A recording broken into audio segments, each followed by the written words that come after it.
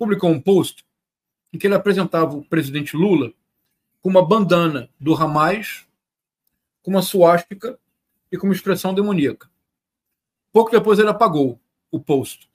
Aí você se pergunta, mas por que apagou o post? Eu mostro, porque eu fui lá nos grupos bolsonaristas e trouxe uma imagem do presidente Lula com a bandana do Hamas, imagem posterior à postagem do deputado Gustavo Gaia. Ele posta, apaga para não correr o risco de ser processado, mas a imagem circula de maneira vertiginosa no WhatsApp. Percebe, Leandro? Como funciona? Por isso que é muito importante, eu tenho insistido, é muito importante que a Advocacia Geral da União, que a Procuradoria Geral da República, que num caso como este, em que se associa o presidente Lula ao Hamas e ao nazismo, isto não é fake news não é crime, mas isso incorre nos artigos 138, 139 e 140 do Código Penal, crimes contra a honra, infame, calúnia, injúria e difamação. Então, os grupos bolsonaristas, eles, antes do depoimento, havia um sentimento generalizado, que era essa angústia, provocada pelo gabinete de ódio, pela base bolsonarista no Congresso. E duas narrativas se destacaram. Eu mandei alguns prints para o Fernando. Duas narrativas se destacaram. A primeira delas, acredite, Leandro, a primeira delas é que mercenários foram contratados pelo governo Lula para um atentado iminente contra o Bolsonaro, que poderia acontecer, por exemplo, logo após o depoimento, ou imediatamente antes, ou no dia 25 de fevereiro. Ah, isso. Então aqui eu queria mostrar o seguinte. No oficial, no Twitter mesmo, Rodrigo e Silas Malafaia fizeram associação. Na sua opinião, se Bolsonaro for preso amanhã pela Gestapo, o que irá acontecer no Brasil? Gigante a reação à prisão do Bolsonaro. E o Silas Malafaia, que não é mais histriônico, agora é puramente histérico. Pode subir, então, por favor. Não, subir. Não, desculpe, eu me expressei mal. Pode baixar, baixa mais. Agora vamos parar aqui, olha só. Olha que loucura, Leandro, olha isto. Tensão máxima. Pânico no Brasil. Atentado contra Bolsonaro. General avisa Bolsonaro que Lula contratou mercenários. Sabe quais são os mercenários? Leandro, você está sentado, né? Você sabe quais são os mercenários? Os dois fugitivos do Presídio Federal de Mossoró. De Mossoró. Circulou vertiginosamente nos grupos bolsonaristas do WhatsApp e do Telegram uma notícia falsa. A notícia falsa era a seguinte: se você entrasse no Sistema Nacional de Identificação, os dois presos fugitivos de Mossoró desapareceram do sistema. Por quê? Porque eles eram mercenários para matar o Bolsonaro. Essa era a angústia, a primeira onda de notícias. Vejamos a segunda. Pode baixar. A segunda, aqui está. Prender Bolsonaro é o objetivo. Rafael, eu sou tricolor, torço pelo Fluminense, sou um sofredor. Mas nada que se compare ao sofrimento de ler os textos bolsonaristas. Aqui o Alexandre de Moraes. Prender Bolsonaro é o objetivo. Ao lado, uma oração para que o Bolsonaro tenha um livramento e não seja preso. Agora, para um pouco, Leandro, me acompanha aqui num ponto. Veja como é a manipulação dos sentimentos contraditórios da massa bolsonarista. Por isso que eu digo, numa perspectiva generosa de médio e longo prazo, eu quero muito dialogar com esses bolsonaristas que são reféns desse sistema. É muito perverso do ponto de vista psíquico. O que é feito é muito perverso. Veja, de um lado, atentado iminente contra Bolsonaro, uma nova facada. Do outro lado, o objetivo é prender um homem inocente, a vítima.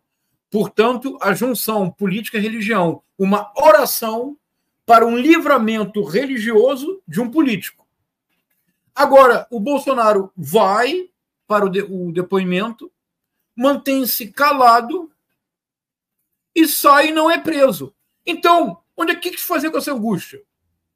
Ele não teria um atentado mineiro? Eu estou mostrando. Agora, veja, eu estou mostrando, que eu sempre faço questão de mostrar.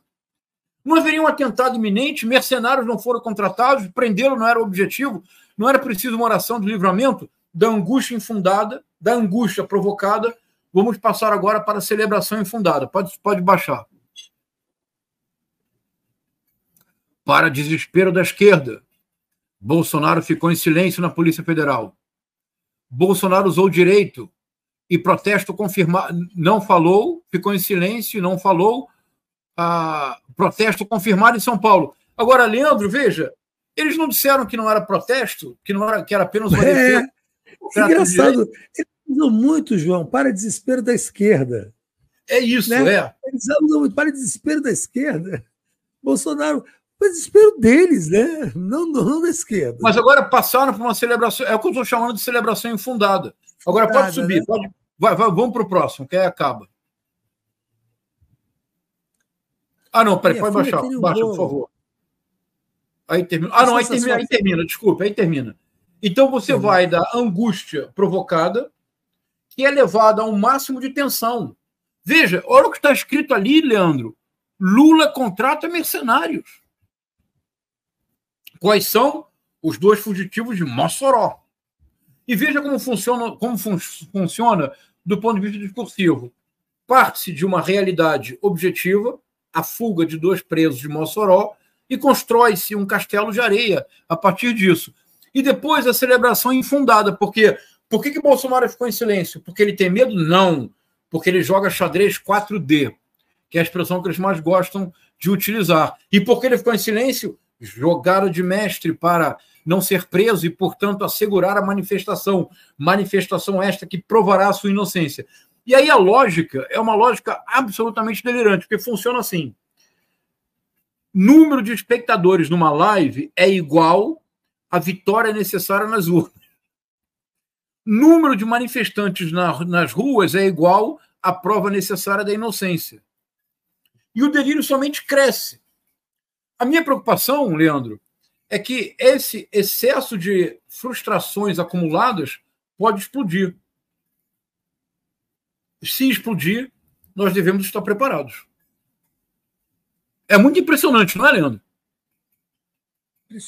Impressionante. Agora, essa dinâmica sempre foi a dinâmica ou isso é um fenômeno da agora? Essas alterações de humores. Sempre foi? Então é uma estratégia de comunicação? Mais do que isso, Leandro. Agora, prepare-se para o choque final. Essa é uma estratégia desenvolvida durante todo o século XX para manipulação psíquica coletiva. É o chamado fornecimento de estímulos contraditórios. Você afirma A, você afirma menos A, você coloca os fiéis de um guru ou os adeptos de um líder político numa situação impossível, porque não há como reunir os 2 elementos ao mesmo tempo. Isso leva ou a um desligamento da seita ou do partido, porque você não aceita aquela incoerência, ou, se você aceitar a incoerência, o teste definitivo foi feito, a linha final foi ultrapassada, não há mais umbral algum, a sua submissão ao guru religioso, ao líder político é total. Porque você abriu mão da sua capacidade crítica mais elementar. Agora, onde é que isso está escrito, que eu acabei de dizer? Num livro de 1995. Um livro que não tem capítulos. É um livro que tem parágrafos. É o parágrafo 13 do livro, que na última edição da editora Vídeo de Campinas tem 13 páginas, o que é uma ironia deliciosa. No parágrafo 13, que possui 13 páginas de um livro, que são as melhores 13 páginas de todo o livro, há uma descrição minuciosa de técnicas mentais de manipulação psíquica coletiva de Pavlov. Até o livro foi escrito em 1995. Qual é a principal técnica de manipulação psíquica coletiva? Diz este livro que seria capaz de reduzir pessoas a uma fidelidade canina com uma capacidade, diz o livro, que nem partidos comunistas possuem. O fornecimento de estímulos contraditórios permanentes. Angústia infundada, angústia provocada, celebração infundada. Como é que você faz para conciliar num pequeno espaço de tempo esses extremos? você abre mão completamente da sua capacidade crítica e você se submete inteiramente ao guru religioso ou ao líder político. Sabe qual é o livro, Leandro? O Jardim das Aflições, segundo livro do Olavo de Carvalho, parágrafo 13 páginas, muito bem escritas, muito bem informadas, porque, em última instância, o verdadeiro centro de interesse de toda a obra do Olavo de Carvalho sempre foi manipulação mental e manipulação psíquica coletiva. A extrema-direita é mestra em fazê-lo. Sempre foi assim. E por isso eles reduzem as pessoas a uma fidelidade canina.